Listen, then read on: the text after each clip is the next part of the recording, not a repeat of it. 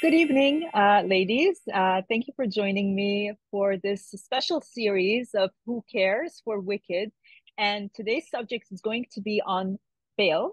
And I'm very happy to have a panel of three with three of my colleagues that I really enjoy working with: Shaunna Kelly, Tonya Kent, and Kyla.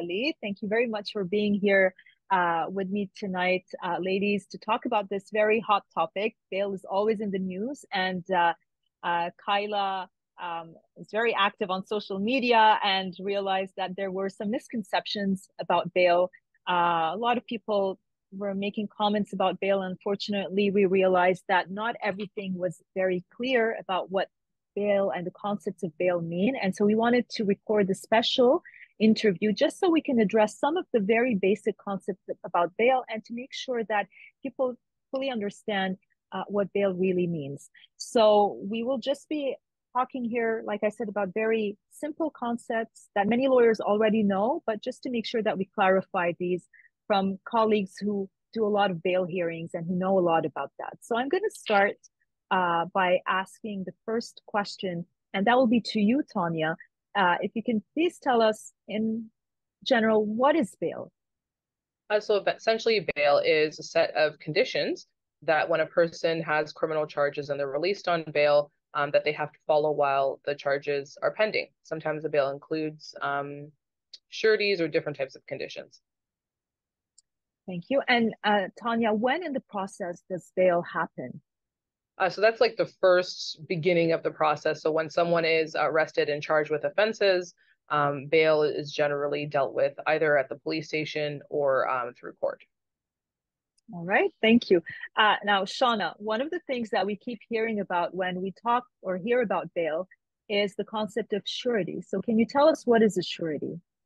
Yes, thank you. So a surety, which is a surety, not an surety, is an individual who is taking on the role of basically a civilian jailer or a jailer in the community. And sometimes a surety is used in order to guarantee to the court that the individual will be under the supervision of someone that they know and someone who it can demonstrate that they are responsible. Doesn't necessarily mean that they have to be without a criminal record or be a perfect individual, but it's someone who knows the individual who is accused of the crime well, and someone who is going to be able to supervise them. And I think we often hear that a surety is like the eyes and the ears of the court. So they really have that responsibility to look after and watch the accused while they're released on bail. But Shaunna, can you tell us then what happens if a person who's released on bail breaches bail?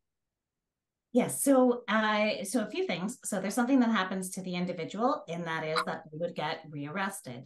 Now, even if they're rearrested and there are new charges that are laid, they do have the right to another bail hearing to follow. But typically, the result of breaching your bail terms is that the individual would get arrested and be back before the courts. To the surety, there might be some repercussions as well, in that, maybe the court will no longer see them as a fit individual to supervise this individual in the community. Or perhaps if they've made a pledge to pay a certain amount of money, the court may ask for a hearing to determine whether or not that money should be paid. Thank you. Kyla, now, one of the things that we also hear about bail is the grounds of release or detention. So can you please explain to us what are the three grounds of release and detention in bail? There's essentially three grounds that the court is supposed to consider in determining whether somebody should be denied bail, and they're referred to in kind of funny names. They're the primary ground, the secondary ground, and then the tertiary ground instead of the third ground, which really just makes it more confusing. But it's essentially, the first one is to make sure that somebody is going to actually show up to court, participate in the process, and answer to the charges. So if there's a concern that they're not going to come to court, they could be detained on the primary ground. The second one is the one that's concerned about the protection of the public, and making sure that a person doesn't commit further crimes while they're out on bail. So if that means restricting the locations that they can go to, limiting their access to drugs or alcohol, prohibiting them from having weapons. Those types of conditions can be imposed on the secondary, or sorry, those types of conditions can be imposed so that a person is not detained on the secondary ground. And then the tertiary ground is sort of this overarching consideration that the court always has to have, which is public confidence in the administration of justice. So that takes into account things like how strong the case appears to be for the prosecution, which of course fluctuates, and usually at the bail stage, you don't have a lot of information about that. The seriousness of the offense, what a person's likely to get as far as sentencing, and often considerations like whether or not a firearm or threats of violence were used. Those things go to the public confidence in the administration of justice if bail is granted or denied. Thank you. And what distinction is there between in a reverse onus bail, Kyla? So traditionally, when a person is seeking to be released, it is the state who bears the burden because you have a constitutional guarantee of being presumed innocence and you have a right to reasonable bail. When a person is being held for a bail hearing, typically the state has the burden of proving why they should be detained, why one of those grounds is not satisfied. But a reverse onus will happen in a number of situations. It will happen most often in cases of people who are already out on bail and who breach their bail. But it also happens in certain situations with specific offenses that are set out in the criminal code, where somebody is alleged to have committed a certain type of an offense or an offense in a certain situation. There are statutory reverse onuses where you have to prove why you should be released, as opposed to the state having to prove why you should be detained. Thank you, Kyla. Tonya, back to you. Why do some people get released on bail multiple times? So one of the reasons why that happens is because there's something that we call the ladder of release. So when people are, first of all, maybe released on bail and let's say their own recognizance, which is basically that they're their own surety, sort of, but not. And they're released. Sometimes it's like, well, now the court says, well, maybe now you do need a surety to supervise you. Or maybe the condition previously was just to reside at a particular place, but there was no curfew. So the conditions, as you get released multiple times, the conditions get more strict. And the part of the reason for that is because, again, people have a constitutional right to reasonable bail. So when we're looking at the offenses and we're thinking about it, we say, okay, this person needs a stronger bail. Further as well, sometimes people are released again because the offense that they've committed is maybe unrelated or maybe not as serious. There could be issues with someone who has addiction issues. We don't use the bail system to incarcerate people that have addiction or mental health issues. So maybe they're being released to address any sort of mental health or being released to address substance abuse issues. So a number of things as well, bringing, if we allow for someone to have ankle monitoring, for example, that makes the bail way more strict. So we do release people multiple times in those circumstances. And of course, multiple times, but each time the conditions are going to be stricter. It's not the same conditions. Exactly. Yeah. So what I mean is so for example, if someone's released previously, as I said, reside with bail, which means you just have to reside at that place, no other real conditions, then the next time it might be, well, now you're going to have to abide by a curfew of 10 p.m. between 10 p.m. and 6 a.m. And then maybe if there's an issue again, we say, okay, well, now you're going to have a house arrest that you cannot leave without the surety.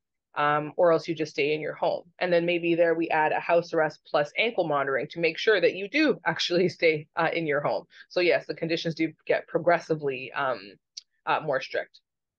And while you're talking now a bit about ankle monitoring, can you just give us briefly an explanation about what this is? Yes, so ankle monitoring is literally a device on your ankle. And what it does is it doesn't necessarily track you, but it ensures that you're in a particular place. So let's say you leave that place and you go out of there by, let's say, a certain radius of 250 meters, that will then alert the company that runs the ankle monitor, and they will alert the police that you have breached your conditions, and the police are called immediately. Thank you. Kyla, how does not getting bail actually undermine concerns about keeping criminals off the street? Just because somebody is denied bail doesn't mean that they're going to be in jail for a very long period of time. Oftentimes, what we see every day in court is people have their bail hearing, they get denied bail, and they say, you know what, forget it. I'm just going to plead guilty because I've already got enough time served that I'll just take the credit for what I've been in here. And people end up getting released anyway. But instead of getting released on conditions that protect the public, they're just released and free to reoffend. And people end up in this sort of cycle of reoffending. Whereas when somebody's on bail, they can be put on conditions that are designed to protect the public, to address some of the issues that brought them before the justice system in the first place. And it allows them to build a network in the community, to access resources in the community, and to stay out of trouble while working towards bettering themselves. And people who are detained without bail are often not able to access any resources while they're waiting in pretrial detention. Already jail resources are totally oversaturated and overstrapped. And so people who are in pretrial detention don't have the same ability to get into programming and counseling. And again, they're not doing anything then to address the root causes of what may have brought them before the system in the first place. So it really just creates this vicious cycle, whereas releasing people gives them the opportunity to get their lives in order. Thank you. And Shaunna, why is it important for an accused to be released on bail, and what impact does it have on the case? Yeah, so I just want to kind of pick up, Kyla was adding a lot of the same reasons that I think that it's really important for people to have bail, including, people are constitutionally guaranteed the right to be considered innocent until proven guilty. I think we've all heard that saying before. And so if they're detained after a bail hearing and they choose to sit in while they're waiting for their trial, it could be, if it's an Ontario Court of Justice case, it could be up to 18 months that they're waiting. And so there's a few different problems that are created by detaining somebody who is constitutionally considered to be innocent until proven otherwise. And that is that, for people who are already vulnerable or marginalized in the community, they may face, losing their housing. They may face, losing any of the connections or any of the relationships that they've built up with people in the community. And so what we're actually doing is we're leaving them off in a worse way if the longer we leave them in custody. So someone who sits in for 12, 18 months waiting for that trial, at the end of that time, if they're acquitted after that trial, or even found guilty, regardless of what the outcome is, they're still left in a much worse position. And so we're not, as Kyla was saying, we're not putting them back in touch and getting them to continue on with some of the resources, or getting them in touch for the very first time with those resources. Instead, we're actually walking them back from those resources. But in terms of the case itself, in order to avoid wrongful convictions, and those people that Kyla had referred to earlier, the ones who are more likely to say, you know what, I'm sitting in right now and I'm detained on bail, I'm going to plead guilty. The ones who choose not to go through the process, not to request disclosure, and not to have a lawyer assess it for, and make full answer and defense to the charge. There are many people who, when they were faced with the decision versus, the early guilty plea versus, their liberty, right? There are very few people who are going to look at it in terms of the long term and say, you know what, I'm going to sit in for 12 to 18 months, and I'm going to wait for that trial. Most people are going to say, you know what, I don't want to sit in jail for this long. I'm going to end up pleading. So the very first thing that when we talk about reasonable bail, when we talk about, giving bail where bail should be given, where the likelihood of reoffending is addressed, where the public safety is non-existent, particularly for property offenses, we really need to look at what is the harm that's being caused here. Well, what we're doing to people who we're detaining, particularly for property offenses or low seriousness offenses, what we're really doing is we're taking away that option, right? Because it's not really an option when you're faced with, a year in jail versus, 60 days. And so granting people bail gives them the right to exercise their constitutional, the guarantees to make full answer defense, to be considered innocent until proven guilty, to have, those discussions with counsel and to go through the motions of court. You know, I can't imagine that it would be a decision without the pressure of their liberty at stake. You know, a decision that's not influenced by their liberty at stake if they're not in custody. And so that's really what bail does. It really does give the right for the individual to make those choices free of those burdens.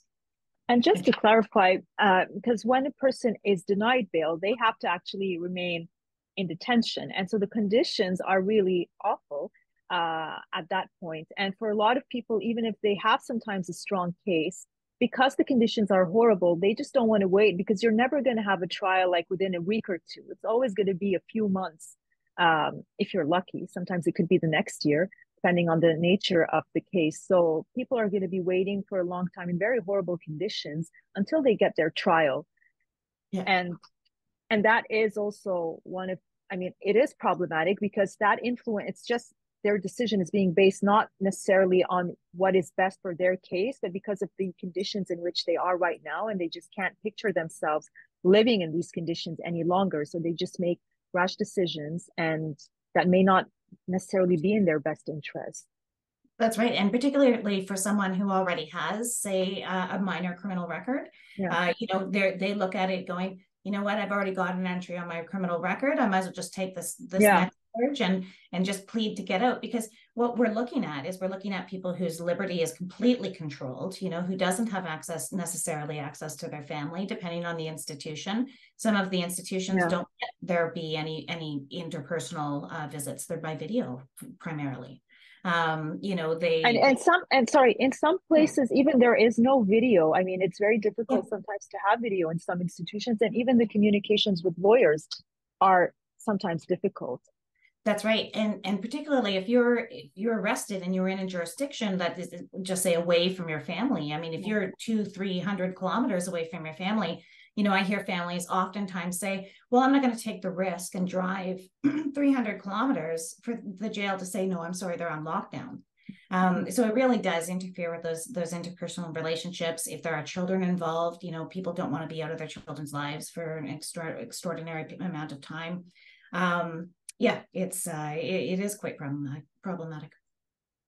So I have one last question, and I'm going to be asking this to all of you ladies. Why do individuals with serious charges get released? So I don't know who wants to go first, but I would like to hear from all of you. So I did want to start with this, and then maybe I'll turn over this to everybody else. One of the factors under the tertiary grounds is the seriousness of I'm forgetting the word now, but the strength of the Crown's case. And oftentimes when I do see a release, you know, it's on a very serious matter. It's a case where perhaps, you know, once we get disclosure, right? Because although bail is in the beginning, it doesn't have to be, right? So the person can choose to delay their bail hearing until they have a plan together, until they have a place to live, until they've got the disclosure. And so oftentimes in really serious cases, it's because the strength of the Crown's case is not necessarily as strong as they first thought it might be. So that's one of the factors. Tonya or Kyla? I think another reason that people get released in serious cases, and something that, you know, we can point some fingers at the justice system for, is how long it really does take to bring these serious cases to trial. And when you're standing in court in front of a judge and your client is facing very serious charges that you know are not going to get before a trial court for another 25 months, it really doesn't warrant holding somebody in custody if the sentence that they might get, you know, factoring in the credit for time served, is going to be shorter than that. And that's, again, one of the factors that the court has to consider. So, you know, looking at just the under-resourcing of our courthouses and our justice system actually contributes to people getting out on bail in some ways, because we know that their cases aren't going to be heard in a timely manner. Tonya? Yes, and I think one of the things too, as well, is when people looking at the background of the individual, someone who's never had you know, issues with the police ever before, never been charged before. So the background is sort of, there's no other, you know, not breaches or other criminal offenses. So that will also bode well for an accused person. And if you have really good sureties, and a lot of the time people don't want to admit, money also comes into that as well. So if someone is able to be rich and you're charged with murder and you can pop up with $1 million bail, the court knows that, okay, we'll go after this person who has $1 million bail. So a lot of the times the court will say, well, look, the surety is not only, this, good person that can supervise, but look how much money they've put pledged. They don't necessarily give it. We don't do cash like bail all the time here, not ever, but in certain situations when we say no deposit, we know that, let's say the person breaches, the court can come after that money in an escheatment hearing, which is to ask the surety for the money. So a lot of the times when you have large amounts of bail, the court looks at it and says, well, this person's not going to let this person breach because they're not going to let that amount of money be in the hands of the government. So those kinds of things come into play as well too. And we notice, and we don't really speak about it as much, is it's the people who stay in custody tend to be the marginalized and racialized individuals, as opposed to individuals that are very much, their socioeconomic status is higher. They have families that are able to come forward and put up a lot of money, families that are able to, before ankle monitoring wasn't free all the time. That used to cost, from Recovery Science, $600 a month. So if you would be able to present such a plan, so that's how you can be released on serious charges, because the bail is so strict that the bail has you, at home 24/7 with ankle monitoring, with sureties. But if you weren't able to afford that $600 per month, you wouldn't be able to present that. So people who were released on serious charges a lot of the times have the resources to be released. A lot of the times I find as well too. Yeah, there's a lot that can be said for just like the privilege of having a home and having a job. Like that, having a home and having a job goes a huge long way in bail. Just be like, look, they have connections to the community. They have a place that they can be found if the police need to find them. They have a way that they're contributing to society that's going to keep them from reoffending. And there's your 3 grounds right there. And that's just like 2 basic things that I think a lot of us take for granted as part of our daily lives. That's true. Does anyone want to add anything else about that last question about bail, or anything else about bail in general? One thing that I will also clarify is we were talking about the grounds and the onus. When it's a youth, though, it's always Crown onus. So that's also something that needs to be clarified, because sometimes there are youth who can be charged with very serious crimes, but it's always, the onus is always on the Crown in these cases to prove why they should be detained. So there are some special considerations when it comes to youth, but in general, the principles are also the same that also apply in youth court. Tonya, is there anything else? Yes, I just wanted to say as well, when we're talking about the grounds, particularly the tertiary grounds, are actually different for youth. Yes. Where the considerations are different, and it's very difficult to detain a youth. And I say that not because I think that it should be more difficult, but I say that because our system here is geared towards rehabilitation. And if we are a society saying that some 15-year-old kid that commits offense can't be rehabilitated and we need to just lock them up and throw away the key, we have to answer some questions about what kind of society we really are at that point. So when we're talking about youth, and you'll see people see these things on the news and big cases and say, oh my gosh, these youth got released. Oh my gosh, they killed somebody or they did this. But it's like, these are children you're talking about, that likely there's some sort of help that they might need. Of course, innocent until proven guilty as well. But like, let's say we say, okay, there's something that's gone on here. Their parents are responsible for them if they have someone to step up, or any other family member that can do that. So the reason why youth are treated differently in release more is because our literal attitude towards youth, we have a whole different act to deal with youth in regards to we don't deal with them under the criminal code. We deal with them under the Youth Criminal Justice Act. So we do treat them differently because it is different, because you're dealing with children versus adults. And it's because we recognize that they don't fully understand the consequences of their acts at their age, because they're not fully developed yet, personality wise and brain maturity wise, and that's why they're treated a little bit differently. But the criminal charges are still the same. We don't have different charges when it comes to youths. They're still the same criminal code offenses. It's just the procedure and the way we deal with them is a little bit or slightly different. So yeah, in regards to sentencing as well too. So we don't sentence them the same way we would under the code. That's what I mean when we're using the Youth Criminal Justice Act, because even if you're saying murder, it's a 469 offense, which is in the criminal code, you're not treating them the same way on a sentence of that it's a life sentence with 25 years before parole. We don't do that, even though that's in the criminal code. Yes. Well, thank you so much, ladies, for helping us today clarify some of the basic concepts about bail. And I hope that this will be helpful for a lot of people who will be watching this.